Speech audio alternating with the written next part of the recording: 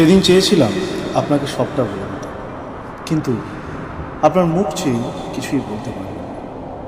ভেবেছিলাম ফুলশয্যার রাতে অন্তত আপনাকে শেষবারের মতো কথাগুলো আমি বলব, এবং বললে আপনি হয়তো বুঝবেন।